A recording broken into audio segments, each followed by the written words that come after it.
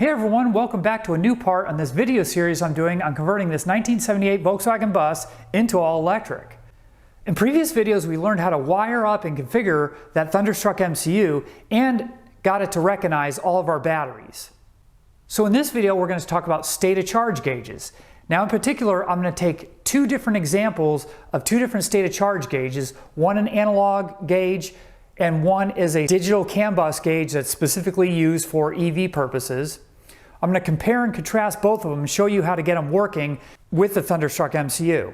And then what I'm going to talk about is some other options for instrumentation that are also supported by the Thunderstruck MCU.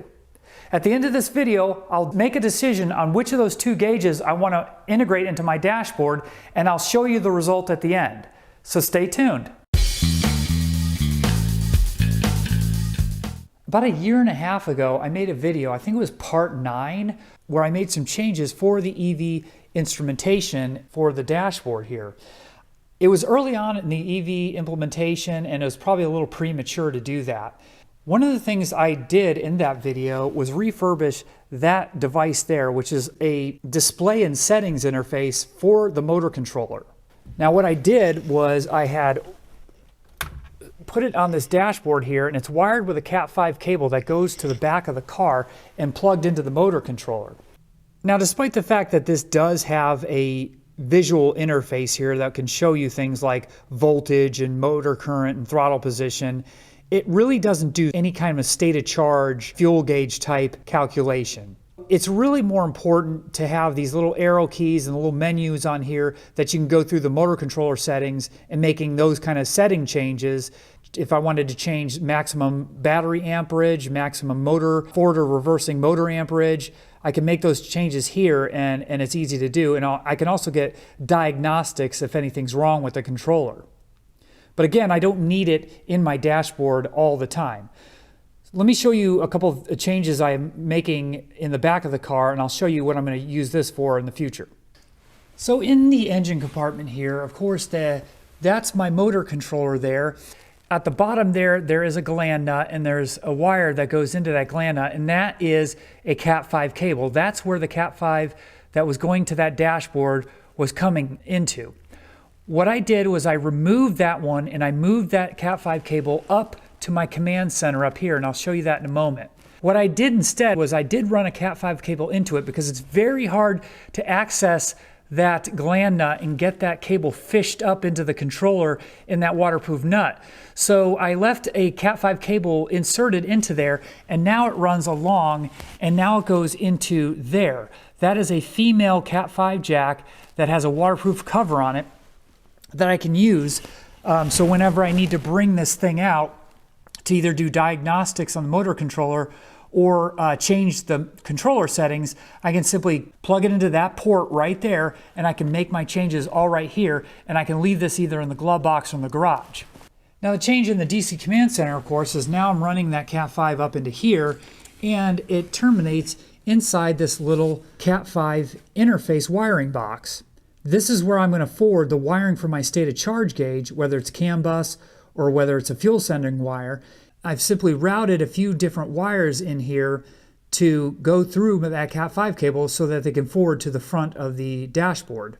Well, also in that part 9 video, I had revamped this area of the VW bus dash cluster here, but I changed that again. What I had before was I actually had the glass left intact in this area, the little glass thing, and I had on the back of that old gauge riser a piece of ABS plastic and some of our LED lights that I had on there, but otherwise I didn't have anything in there. Well, I made some modifications for it, and now what I do is I made a 2-inch cutout because I decided I'm gonna put a 2-inch round gauge for our state of charge in here. Like I mentioned before, in this video we're going to look at all the state of charge or instrumentation options that we have available to us that are ready to use out of the box with the MCU. I've chosen two options that are both 2-inch round gauges that we're going to decide on in this video here. So let's get to that. So the first option here is this aftermarket 2-inch analog fuel gauge. And this will be the first main option type that we can implement here with the MCU, and that is to use an analog fuel gauge as our state of charge gauge. The one I bought is from the company called Intellitronics, and it's basically an LED bar graph style fuel gauge that I'll again use as a state of charge gauge. It cost me about $50 to $60. Now, here's the thing. You could probably buy one of these on eBay or Amazon, made in China for about 20 bucks, but this one is made in the USA and has a lifetime warranty. So I just stepped up and paid a little extra money for a little bit better quality. Now, one thing to note on analog fuel gauges, the way they work is typically the fuel sender that's in the gas tank is on a float, and as the float moves, a resistance value to ground changes, and that resistance value gets sent to the fuel gauge, and it interpolates that into an empty to fuel reading. But of course, every car manufacturer has their own way to do it. This fuel gauge actually allows you to hook this up inherently to multiple different types of cars.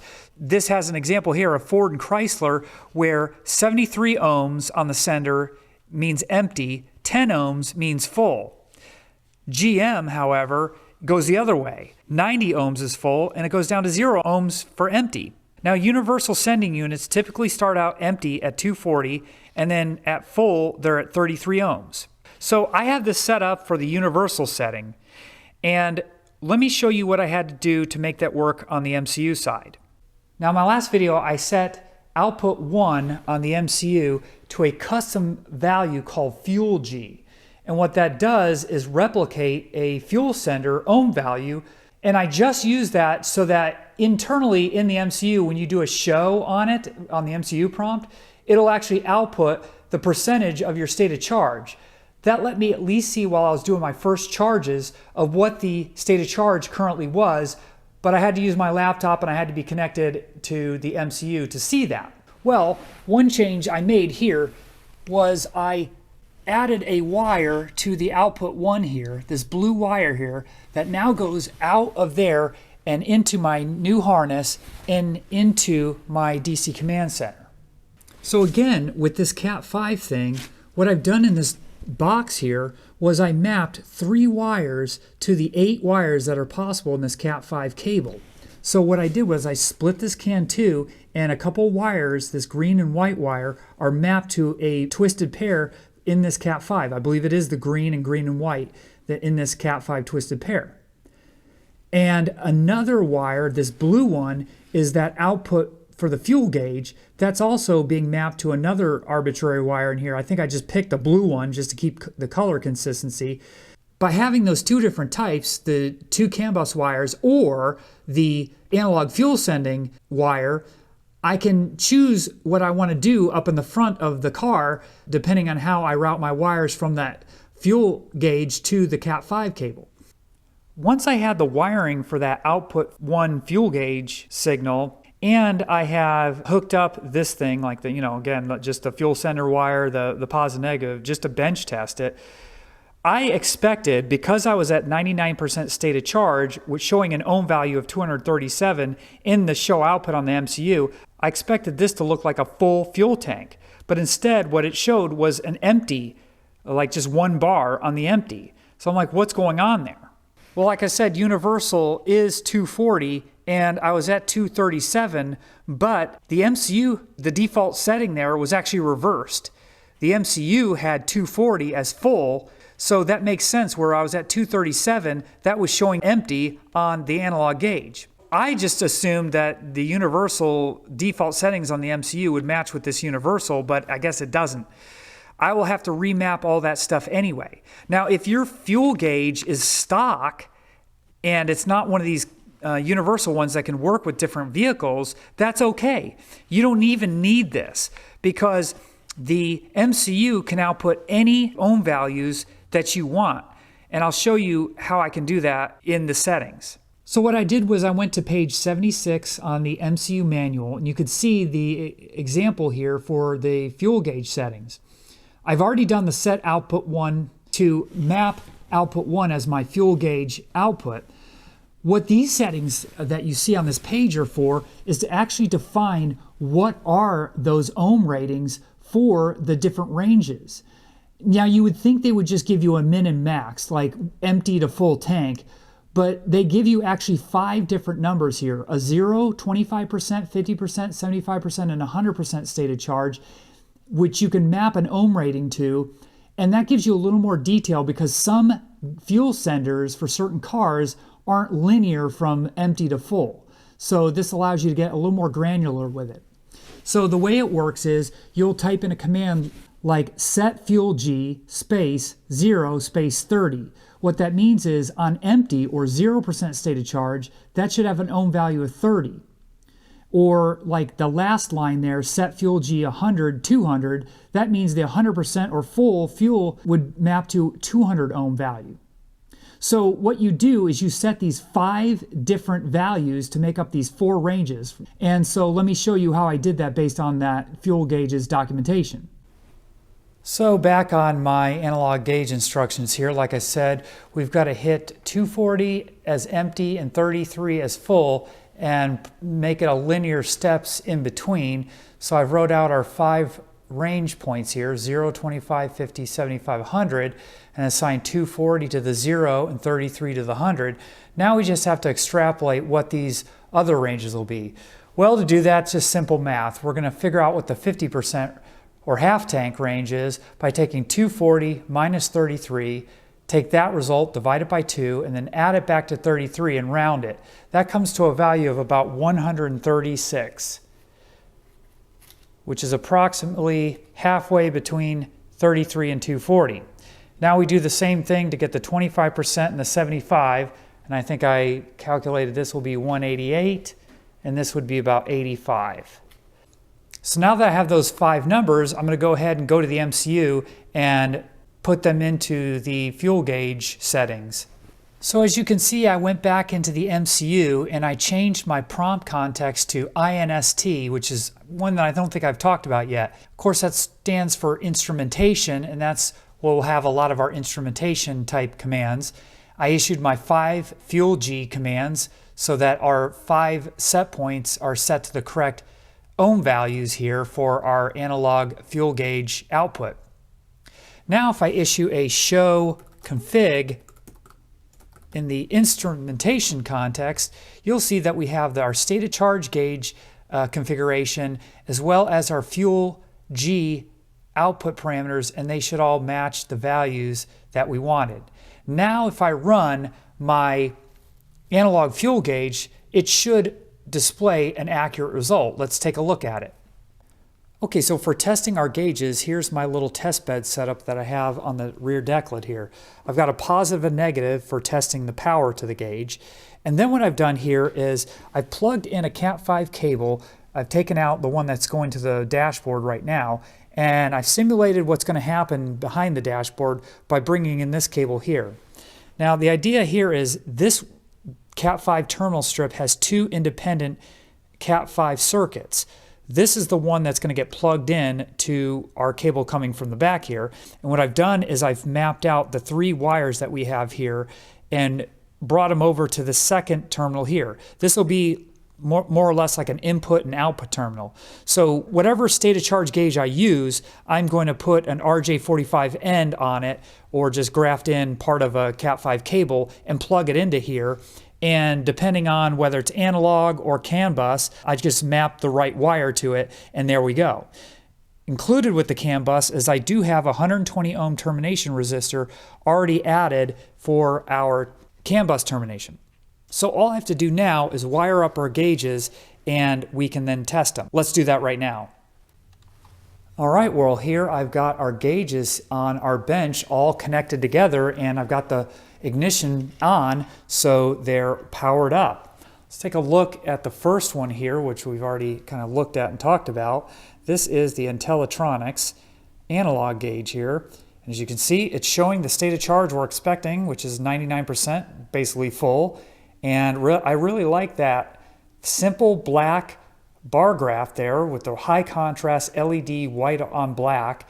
Really easy to read, really clean, and I think that would look good in my black round dashboard. The second one is an example of a CAN bus driven gauge. This right here is the Curtis Engage 2, which is the model number 3100R. And as you can see, this is a CAN bus style gauge. It is a LCD monochromatic display, unfortunately, and it does more than just state of charge. Now on the default screen here, we have the state of charge and the current pack voltage. If you click on this button here to the left, you can change the display. The second screen has a real-time current display, which is, if I was accelerating, you would see the current amps that are going through our main pack. Then the next screen shows you I think this is the lowest cell voltage. So this is cell 21, and it has a voltage of 3.29. Then if you scroll to the next screen, it's the highest cell in the pack, which this is showing 40 at a cell voltage of 3.33. Then it shows, I think, an average cell, I don't know if that's right, and then a standard deviation, and that's it. So those are the 5 screens that we have access to, and as you can see, a CAN bus enabled device has much more information than just state of charge, which is kind of cool. The other thing that it has is warning lights. So for low voltage, high voltage cell conditions, or low voltage or high pack conditions, that will glow red and indicate an error. And I believe this button here just turns on the backlighting. So that is the Curtis 3100R gauge. Let me show you a couple things I have to do in the MCU to make this thing work correctly. Okay, so back in the MCU, and I'm in the instrumentation prompt here, I issued the show config, and notice that I have this setting right here, the 3100R CAN 2. Because we have our 3100 wired to the CAN 2 network, we want that to be the network that we tell the MCU that we're running that on. To do that, I simply issued the command enable 3100R CAN 2. This is what tells the MCU that we're going to be running the Curtis gauge on the CAN 2 network, and that's how it knows how to communicate with it.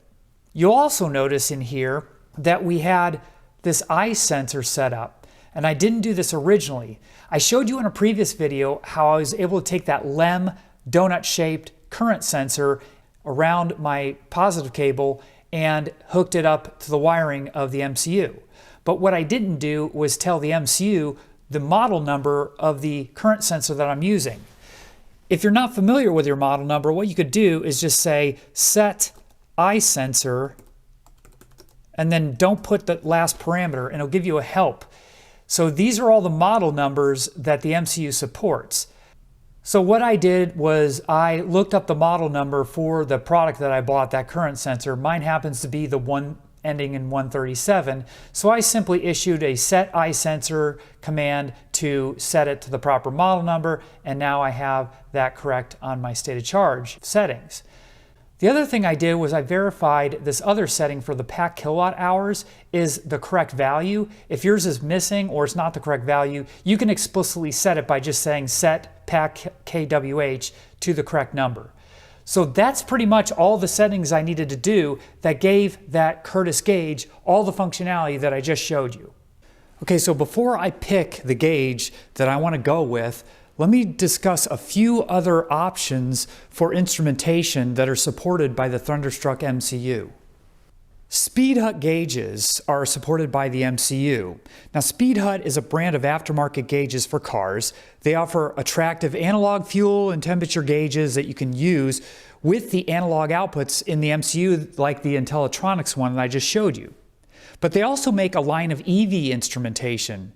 And they do offer a 2-inch state of charge gauge, but it wouldn't work for me since it requires a 500K baud rate, and I need to run the state of charge on the CAN 2 network with my charger at 250K. But also, it only shows state of charge and nothing else, so it really has no advantages over an analog fuel gauge anyway. Okay, so the next option that we have is the dilithium EV display, and this is Thunderstruck's flagship display. This is a CAN-driven rectangular LED panel, and it's about 4 by 3 inches.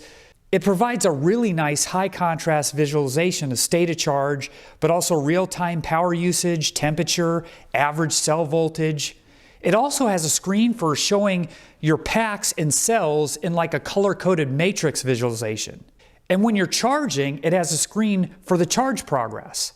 Now at $400, it's much more pricey than that $80 Curtis gauge, but it looks way better and has a lot more usable features. Now finally, the MCU can also support a torque implementation. Torque is a smartphone application that can present digital gauges on a phone or a tablet. Now in a typical car, you would need to purchase an ODB2 to Bluetooth adapter that are common for like wireless OBD scanners. But the torque application can use the OBD data that's coming from that Bluetooth device to visualize it for instrumentation. Now in the MCU, you can enable ODB2 and have it transmit OBD style messaging across either of the CAN bus networks. I assume you would also need a similar device connected to your CAN wires to retransmit via Bluetooth so that the torque application on your tablet can actually get the information. Overall, this torque implementation would be a really nice option if you're doing a high-end Tesla style like in-dash tablet implementation where you not only wanted visualization but also all the other features of a tablet like your maps and maybe your music and Spotify type stuff. So these are all the options that are available to you when using this Thunderstruck MCU. Now let's get to which gauge I'm going to use for my implementation here. So out of these two gauges, which one should I pick to install in my dashboard? Well, this is probably the only 2-inch round CAN-enabled gauge that would work for me, as I've talked about the different options here. But there's two main issues with it. The first one being that I didn't realize until I read the fine print that when I showed you there was cell level information in here, like highest cell voltage, lowest cell voltage, etc., it only is able to interpret up to 96 cells. Now, my pack is a total of 156 cells. Although this works to show cell level information, it only can see up to the first 96, which means that the cell information is incomplete and it's leaving off over a third of my pack. So the cell level information here won't be entirely accurate. And the second reason that I don't like it is because it's ugly. This gray sticker is ugly, and the monochromatic LCD panel, even with the backlight, which is on right now, is not very easy to see. I could take this gray sticker off and I'd still be left with it all black with this tiny little hard to read LCD display versus a very high contrast, easy to read LED display. So for that reason, I think I'm just going to go with the minimal analog gauge option for now, but like I mentioned before, I'm still going to hook up the CAN 2 network all the way to the front of my dashboard for future expansion. Ideally, what I'd love is if there was a CAN-enabled gauge like this one that had a nice high contrast LED display, but offered maybe in the middle or at the bottom here, instead of that fuel, it showed me the kilowatt usage and maybe a warning light for low voltage or high voltage cell conditions. That would be the ideal, but I simply don't see one on the market just yet. So I've decided on this one, and let me go ahead and put the dash back together and we'll see how it looks. There is the dash cluster. Let me go ahead and turn the ignition on. There's our state of charge gauge, kind of hard to miss. And as you can see, we still have the turn signal indicator. We have the brights indicator, and then this middle one is a charging indicator when I'm plugged in. And the only other customization I made was I put this little reverse LED in there, so when I'm in reverse gear, it glows the little R. So that pretty much wraps up this video on our state of charge implementation here. Appreciate you sticking around and watching till the end. And please subscribe to get notified when a new video comes out. And until the next video, take care.